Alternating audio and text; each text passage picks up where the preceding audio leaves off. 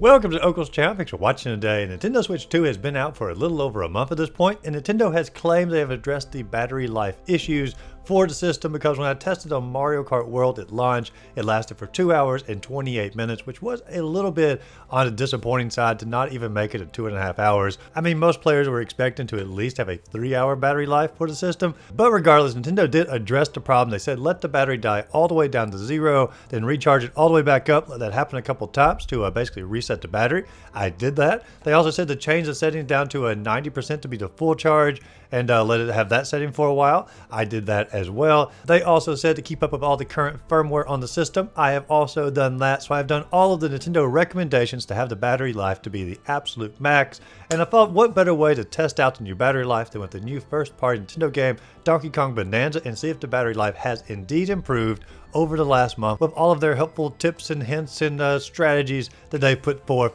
And so today we're going to test out Donkey Kong Bananza to see if the battery life beats out Super Mario World, or I'm sorry, Mario Kart World, which was 2 hours and 28 minutes. Will Donkey Kong Bananza beat out that? So I started off by letting the system get all the way back to 100% charge for the max power, and then also make sure I'm playing on the max settings, which means the full brightness all the way up, sound on, and just simply enjoying the game for all that it has to offer. And so I begin to basically game around the house again. First off, the game is amazing. If you haven't played it yet, this is probably the best first-party Nintendo game in over a decade. I made an entire video about that. Feel free to watch it. But I played for a long time. However, in handheld mode, like I mentioned in the Mario Kart battery video, the console's rubber base on the bottom, it still does dig into my pinky finger, which is annoying, but you know, may not affect you at all. I probably should just simply get a case for the Switch to try to remedy that a little bit. But regardless, I gamed here for a while. Next, I gave Belle a chance to play. She seemed thrilled, as you can see in the video here. But there really wasn't much progress being made from her, so I took it back.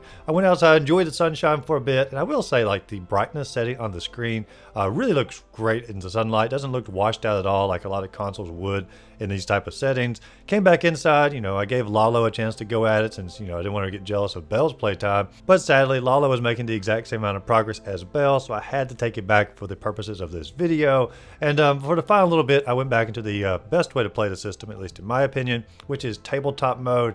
And the battery did begin to give the critically low sign in the upper left-hand corner. Lalo did come back to try to join for a bit for the finale, and sadly, the battery did decide to finally call it quits in the middle of a boss battle, which was annoying, but the boss battles are all pretty easy in this game, so not a huge deal. But the grand total on the clock is 2 hours, 44 minutes and 3 seconds for Donkey Kong Bananza. That means of all Nintendo's helpful tips and tricks and settings and things like that they said to change, that the battery life is only going to be extended for 16 minutes at least on big first-party games from the company themselves, which is still under the 3-hour mark. So there's going to be a lot of disappointing players out there because, you know, 3 hours is sort of the minimum of amount of handheld gaming time that you want.